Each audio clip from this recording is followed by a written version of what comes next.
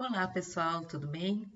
Eu vim aqui para que a gente conversasse um pouquinho sobre o conteúdo que conversamos na nossa última aula e que ficou um pouquinho complicado de ouvir devido aos travamentos, certo?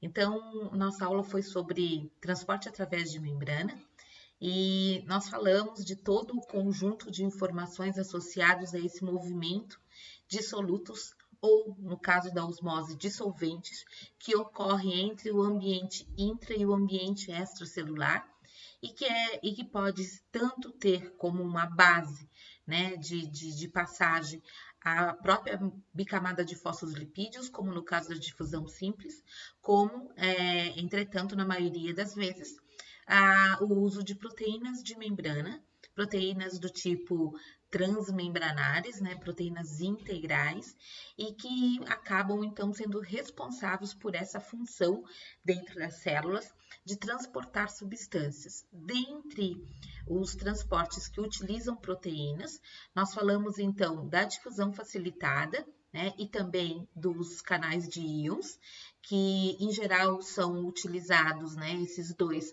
como formas de difusão passiva, ou seja, ou melhor, transporte passivo, seja a difusão facilitada, né, nesses dois casos aqui, onde você tem um movimento de solutos do local mais concentrado e né, para o menos concentrado, que é o hipo, ok? O que a gente chama a atenção aqui? Tanto os canais de íons como as proteínas que fazem a difusão facilitada são proteínas em geral do tipo canais, né? Enquanto que as proteínas associadas ao transporte ativo, seja ele primário ou secundário, são as chamadas proteínas carreadoras, também conhecidas como permeases, certo? Entre os transporte ativo, nós temos muitas vezes tanto o transporte uniporte, que é um transporte de uma única substância, né, quanto o transporte acoplado, sendo que quando você tem um transporte de uma substância para um dos lados e de outra para o outro, nós temos um chamado contratransporte, né, ou antiporte, e quando nós temos duas substâncias indo para o mesmo local, nós temos então o que a gente chama de simporte, como está mostrado aqui, simporte ou cotransporte. Os transportes acoplados são uma forma de a célula, obviamente, reduzir os seus gastos energéticos, sendo ATP ou essa energia potencial gerada pelo movimento dos íons, não importa, mas é uma forma de fazer esse processo de redução de despesas, entre aspas, né?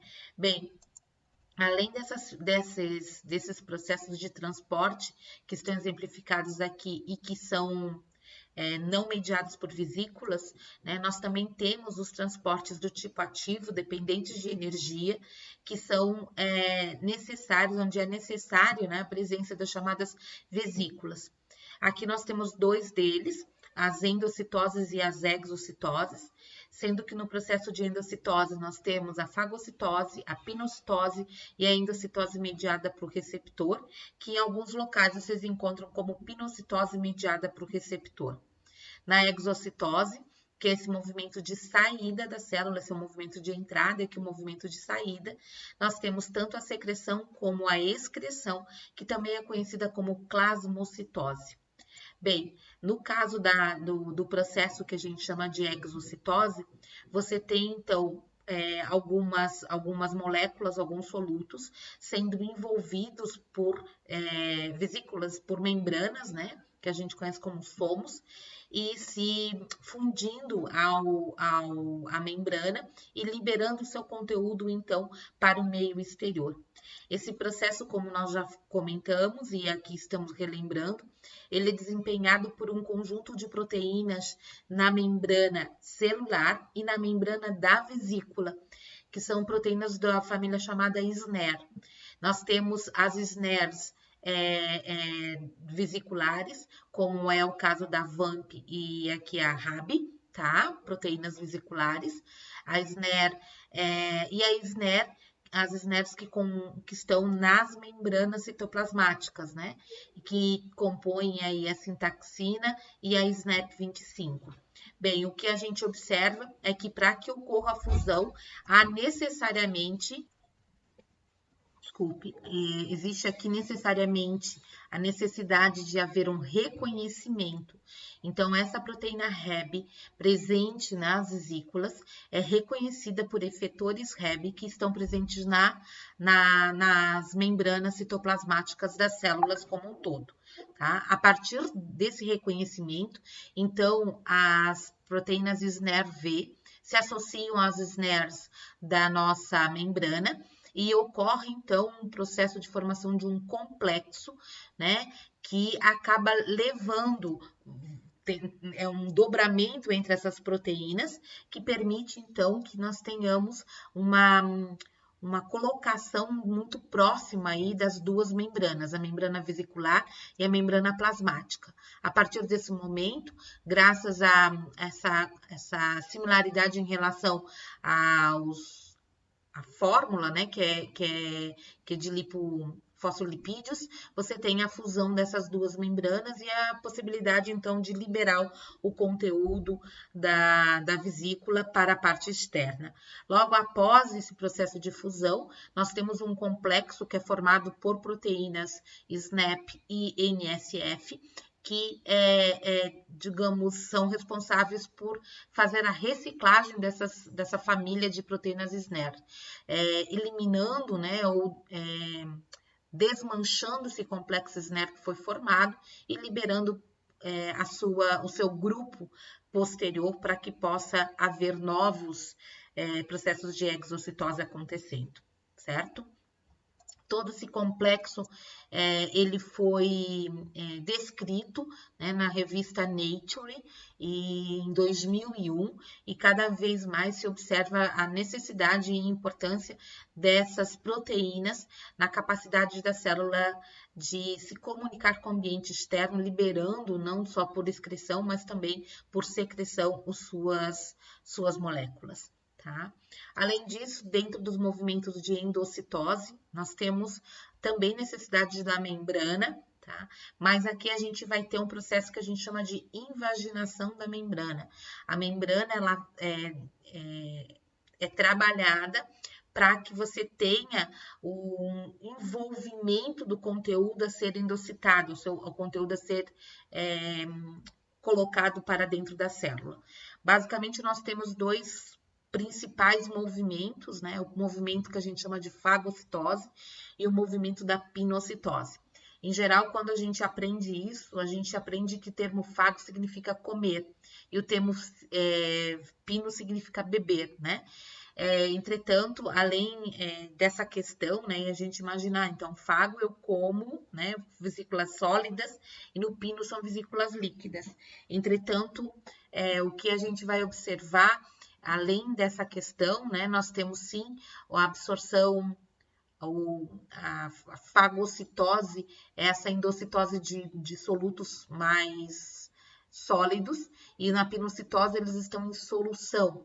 Entretanto, mais do que isso, a fagocitose e a pinocitose, elas se diferenciam em relação às vesículas que elas formam. A fagocitose geralmente são solutos maiores, tá? Então, são vesículas geralmente maiores que 250 nanômetros. E já na pinocitose, esses solutos eles são menores, geralmente em solução, e as vesículas formadas, então, são, em geral, menores que 150 nanômetros. Na fagocitose, nós temos a formação de prolongamentos externos da membrana plasmática, envolvendo, né, a estrutura a ser fagocitada, a ser endocitada, como é o caso do que acontece com os nossos leucócitos. A fagocitose é uma característica típica dos leucócitos de maneira geral, embora tenhamos alguns deles que são mais especializados ou que mantêm essa característica no seu dia a dia, digamos, na defesa do nosso corpo.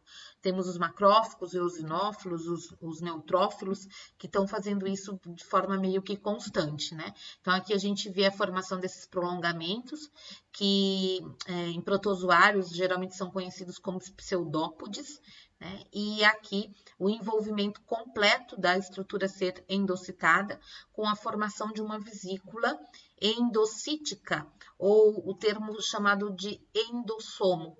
Como é uma partícula maior, essa vesícula é maior, né? Ela é então dita como fagossomo, né? Essa vesícula, ela será metabolizada no interior celular a partir da união, da fusão dos chamados lisossomos. O conteúdo dela será então digerido, e o que por algum motivo não é digerido ou que não é importante para a célula será plasmocitado, ou seja, será exocitado, liberado, né, para o ambiente externo, certo? Além da fagocitose, e nós comentamos um pouquinho, eu estou passando um pouco mais rápido, né? Porque o objetivo maior era falar um pouquinho sobre a pinocitose, né? Mas achei interessante a gente voltar, lembrando que existem alguns organismos que apresentaram estratégias de sobrevivência associados a mecanismos de escape, né? Esses mecanismos, obviamente, estão muito associados à sua capacidade de sobrevivência no interior do nosso corpo, como é o caso, relembrando lá da Shigella, né, que geralmente são causadoras de diarreias, as listérias, que são associadas a meningites e também a septicemia, e o Trypanosoma cruzi, que é o agente causador da doença de Chagas. Eles permitem serem fagocitados, entretanto, durante a sua permanência no endossomo, são produzidas substâncias por esses micro-organismos que rompem o endossomo antes mesmo que ocorra, né, esse início do processo digestório. Isso coloca literalmente os organismos no interior da célula onde eles estariam, certo? Mostrando mais uma vez, né, que embora todo o processo evolutivo literalmente permita, né, o desenvolvimento de processos metabólicos como é a própria fagocitose, os organismos que são unicelulares em geral e que demandam e necessitam do parasitismo para se manterem, né, eles obrigatoriamente precisam também evoluir no sentido de romper, né, essas estratégias para conseguir sobreviver, tá? Isso é muito, muito, muito interessante e legal. Bem, na pinocitose, nós temos a formação de vesículas endocíticas menores do que 150 nanômetros, em geral porque o soluto, ele também está em solução e ele é diminuto, né, em comparação com os solutos que são fagocitados. A célula que faz pinocitose, ela é uma célula que não é necessariamente, como no caso dos leucócitos, ela precisa ser capaz de se mover, porque aqui você simplesmente tem uma invaginação da membrana. Todas as células são capazes de fazer pinocitose, embora, obviamente, quando se estuda, se fale muito dos enterócitos, né? Onde você vê esse processo acontecendo de forma contínua. Então, na pinocitose, as moléculas a serem transportadas se acumulam numa região da membrana e graças à presença dessas invaginações, você tem aos poucos a formação do chamado pinossomo. É importante lembrar que esse movimento de entrada do somo, ele demanda especificamente a presença de filamentos do citoesqueleto, principalmente filamentos de actina, tá? Que vão acabar auxiliando nesse puxar dessa vesícula para a parte interna. Da mesma forma que na fagocitose, você tem esse somo, né, nesse caso um pinossomo, sendo atacado por lisossomos e passando pelo processo de digestão. Tá? Então, são solutos sempre que necessitam da digestão, que necessitam da presença dos lisossomos para que a célula possa utilizá-los de uma maneira geral. O que sobra dentro desse pinossomo pode, então, virar uma vesícula de plasmocitose, ok? Dentro da pinocitose, existe um subtipo, alguns autores comentam e outros dizem que é uma forma um pouquinho diferenciada, e é realmente, que é chamada endocitose mediada por receptores. Aqui você tem as duas, e a exocitose também. O que acontece? Qual é a diferença? Bem, a endocitose mediada por receptores, ela é utilizada pela grande maioria das nossas células para transportar para o seu interior substâncias como o LDL, né, que é aquela molécula que contém no seu interior ácidos graxos, colesterol, né, a forma de a célula receber os componentes lipídicos do exterior é a partir da endocitose mediada por receptores. É assim que as células também recebem alguns hormônios, tá? Então, você necessariamente vai observar esse movimento. E também é assim que a célula recebe, por exemplo, alguns sais, como é o caso do ferro, tá? O que a gente vai observar? Tá? Nós vamos ter sempre a necessidade de ter um receptor na membrana. Esse receptor é uma proteína integral transmembranar, que tem um sítio de ligação com um desses compostos. Então, é um hormônio, ou é a transferrina lá, que faz o transporte de ferro, ou é o LDL, que está transportando os lipídios. Então, ele tem um sítio de ligação para esses ligantes. Quando ocorre essa ligação entre o receptor e o ligante, nós vamos observar que esse complexo ele tende a migrar na membrana, muitas vezes utilizando aquelas balsas lipídicas, ok? Não necessariamente, mas pode acontecer. E aí eles vão procurar um local na membrana onde você tem na parte interna da membrana uma grande concentração de proteínas que são conhecidas como clatrina. A clatrina também é uma proteína integral, mas ela não é uma proteína transmembranar, tá? Então, a clatrina, ela está associada, ligando-se, aqui não está mostrando, mas ela está ligada também aos componentes do citoesqueleto. E quando, então, o complexo, né, receptor-ligante, se encontra com essa região da membrana rica em clatrina, isso provoca, né, esse estímulo para o processo endocítico, para esse processo de invaginação da membrana, né? E a formação do chamado endossomo. Bem, o que acontece? Nesse endossomo, nós temos algumas moléculas que são pertencentes à membrana e que não precisam ser digeridas. É uma forma de entrada de um conteúdo.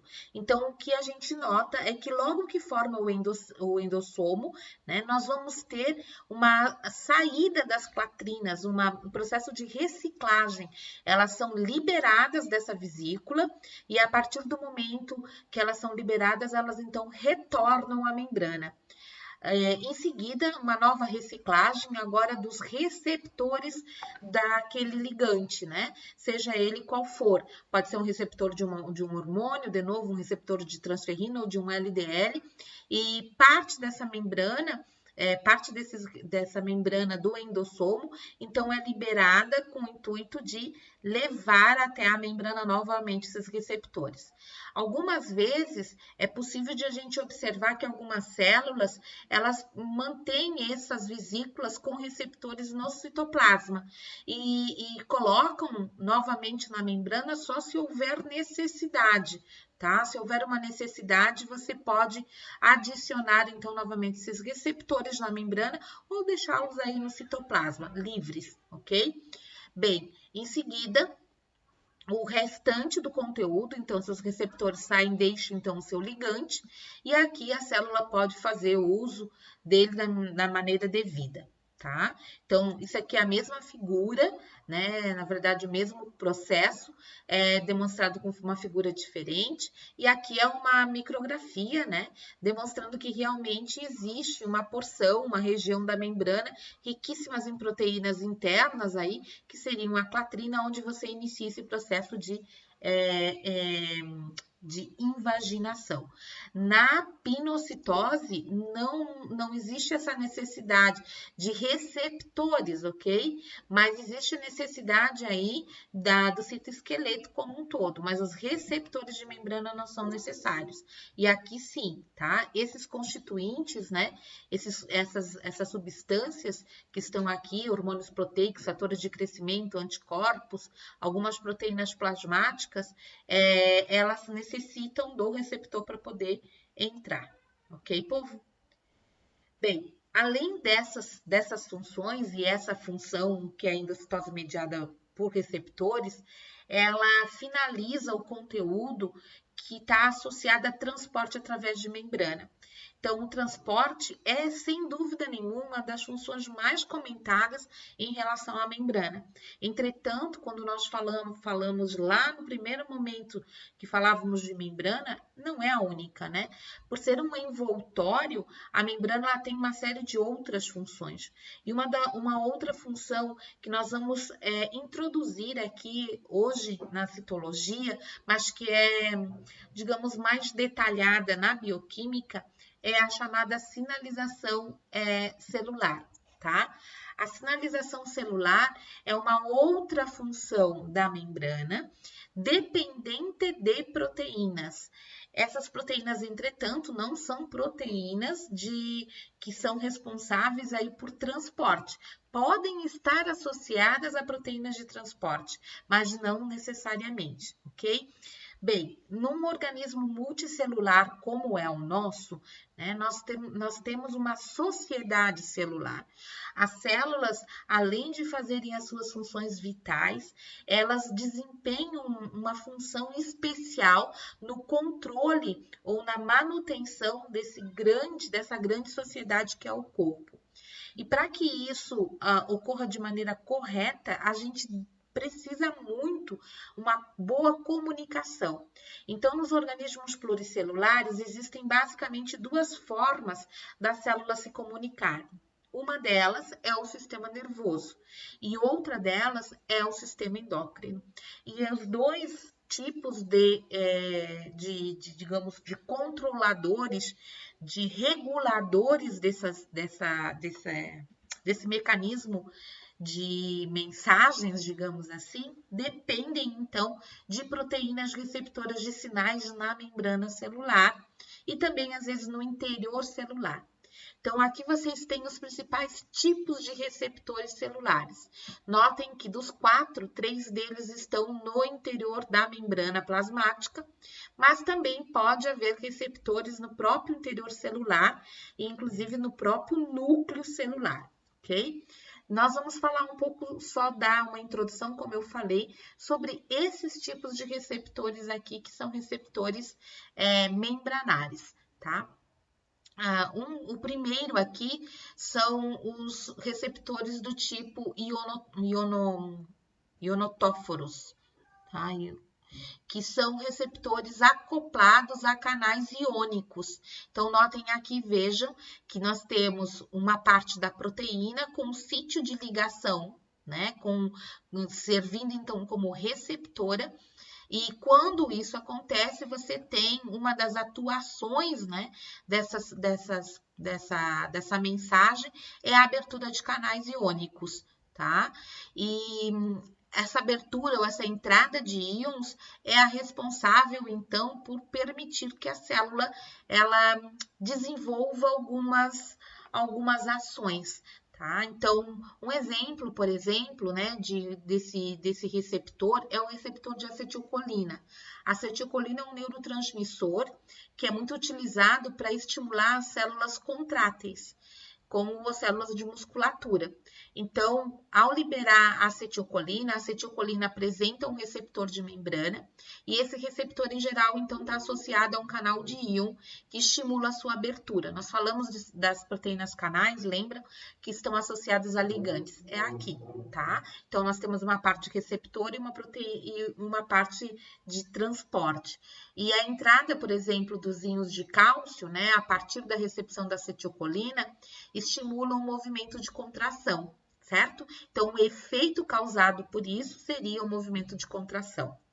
Nós temos também um outro grupo, vou pular isso aqui primeiro, um outro grupo de proteínas receptoras ligadas às chamadas quinases. As quinases, existe uma família inteira. Nós temos a chamada tirosina quinase. A tirosina quinase é uma receptora que também está associada a alterações ou efeitos intracelulares. Logo que essa tirosina quinase recebe o seu ligante, né, pode ser um hormônio, como é o caso da insulina, tá? Ela passa por um processo que a gente chama de autofosforilação, ou seja, ela se autofosforila e essa fosforilação permite que você tenha ocorra uma cascata de eventos no interior celular, com novas fosforilações proteicas, até que você desempenhe ou desenvolva o efeito necessário. No caso da insulina, quando a insulina ela chega às células receptoras dela, né, que apresentam esse receptor, o estímulo que a insulina dá à célula é adicionar mais proteínas de transporte de glicose na membrana celular. Então, a insulina está envolvida no transporte de glicose para o interior das células. Então, ela estimula a célula a produzir mais ou liberar mais proteínas de transporte de glicose para a membrana, tá? E um terceiro grupo de receptores, que são os mais comentados, são os receptores acoplados a uma proteína que a gente chama de proteína G. Dela que eu queria chamar a atenção para vocês, que ela é uma das mais utilizadas, principalmente por uma gama muito grande de hormônios. Nós temos receptores, então, onde você tem um sítio de ligação desses hormônios, como é o caso, por exemplo, da própria adrenalina, tá? Ou aqui de vários exemplos, certo? E esse receptor é uma proteína transmembranar, uma proteína integral, e ela está ligada a uma proteína periférica que a gente chama de proteína G. A proteína G tem 3 subunidades, sendo que uma delas, que a gente chama de alfa, subunidade alfa, tá? Ela apresenta-se ligada a uma molécula de GDP. O que a gente vê? É uma família de proteínas. Existem vários subtipos de proteínas G. 3 delas são as mais comentadas dentro desse processo de transmissão de informações. A proteína GS, a proteína GI e a proteína GQ, tá? A GS normalmente é chamada de estimulante.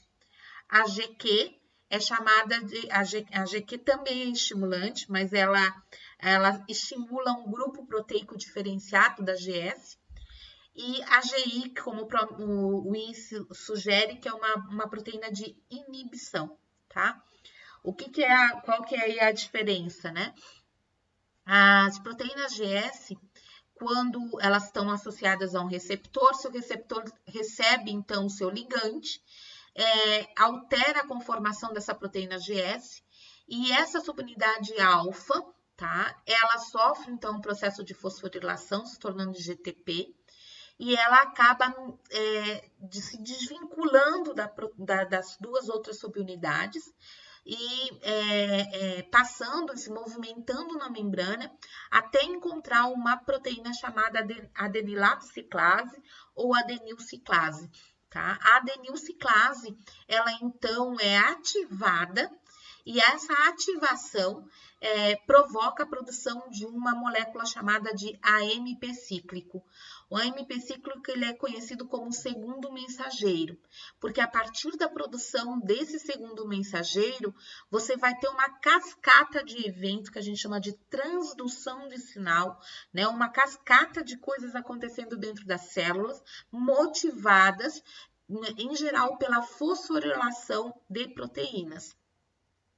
As quinases, que são as proteínas que fosforilam e que são ativadas pelo AMP cíclico, são chamadas de PKAs, que são esse A que é quinases, né, associadas ao AMP, tá?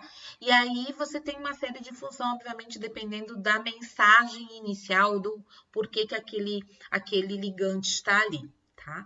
No caso essas são as GS, que são os estimulantes da adenilciclase. No caso da GQ, tá? Você tem o mesmo processo, vai ter um ligante se associando a esse receptor, o receptor estimula a proteína GQ, a subunidade alfa dessa proteína vai se desvencilhar, vai migrar na membrana, mas ela, em vez da adenilato ciclase, ela procura uma outra proteína chamada de PLS, tá? E essa proteína, ela provoca também uma produção de eventos no interior das células que culminam na liberação de cálcio intracelular, e o cálcio funciona como um segundo mensageiro, ativando quinases, tá? E que geram, então, a resposta celular, certo? E a GI, ela é uma proteína que pode tanto inibir a adenilato ciclase como a PLS, tá? A PLC, desculpa, falei PLS antes, não me lembro. PLC, tá? E inibindo a sua atividade, certo? Então, esses são os principais responsáveis por receber sinais. Tá? Então, a partir do momento que você inicia uma sinalização por uma proteína transportadora de membrana, isso gera uma transdução, uma ampliação desses sinais, tá? Que em geral estão associados à liberação de segundo mensageiro e a produção de uma ação celular. Essa ação pode ser síntese e secreção de alguma substância, pode ser uma transcrição de uma proteína específica, pode ser a reprodução celular, pode ser inclusive a não ação, porque o parar de fazer alguma coisa também é uma ação, né? Então, a célula, ela consegue receber sinais a partir dessas proteínas transmembranares e efetivamente responder a essas necessidades do corpo ao fazer isso, certo? Nós vamos, como comentado, dar um pouquinho mais de ênfase a todo esse conteúdo de sinalização intracelular na bioquímica fisiológica que vocês que terão, a princípio, a partir do próximo semestre. Ok, povo? Então, esse é o conteúdo que eu tentei comentar um pouquinho com vocês e que espero que agora tenha ficado mais claro. Qualquer dúvida, vocês podem entrar em contato, sabem meus e-mails, ou entrem em contato durante as nossas aulas, ok? Um grande abraço e até a próxima.